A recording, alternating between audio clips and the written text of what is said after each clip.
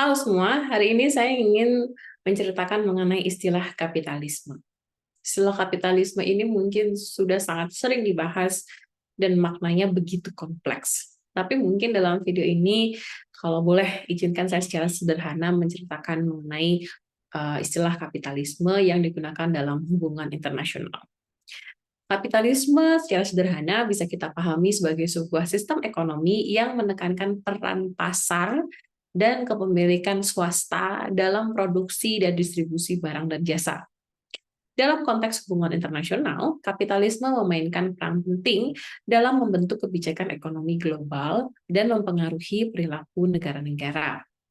Salah satu studi kasus yang menggambarkan dampak kapitalisme pada hubungan internasional misalnya adalah perang dagang antara Amerika Serikat dan China. Sekiranya sekitar tahun 2018, Amerika Serikat memberlakukan tarif pada barang impor dari China dalam upaya untuk mengatasi apa yang dianggap sebagai praktik perdagangan yang tidak adil, termasuk misalnya pencurian kekayaan intelektual dan pemaksaan transfer teknologi. Sebagai balasannya, China memberlakukan tarif pada barang-barang Amerika yang akhirnya kebijakan ini mengarah pada perang dagang yang masih berlanjut hingga saat ini. Di tengah konflik ini terdapat benturan ideologi ekonomi. Amerika Serikat sebagai negara kapitalis menghargai prinsip-prinsip pasar bebas dan hak atas kepemilikan individu. Sementara di sisi lain, China menerapkan state capitalism atau kapitalisme negara, di mana pemerintah memainkan peran dominan dalam ekonomi dan hak atas kepemilikan swasta terbatas. Perang dagang antara Amerika Serikat dan China menunjukkan ketegangan antara ekonomi kapitalis dan state capitalism. Ini menyoroti tantangan dalam mengintegrasikan sistem ekonomi yang berbeda dan pentingnya menemukan keseimbangan antara prinsip pasar bebas dan intervensi pemerintah. Namun, tentu saja kapitalisme ini tidak lepas dari kritik. Ada banyak sekali yang mengatakan bahwa sistem ini menyebabkan ketidaksetaraan kekayaan dan juga degradasi lingkungan.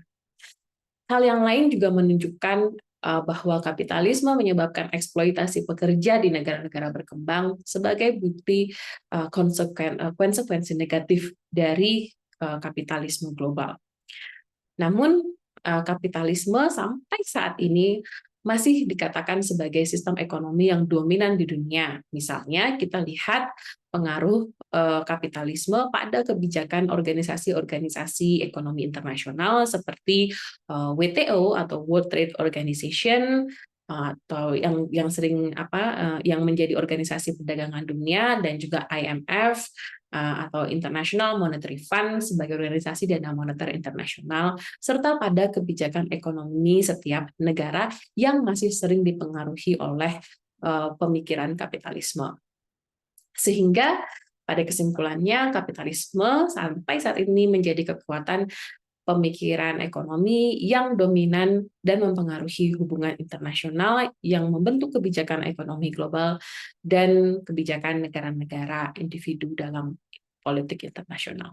Sekian video saya hari ini, sampai jumpa di video berikutnya.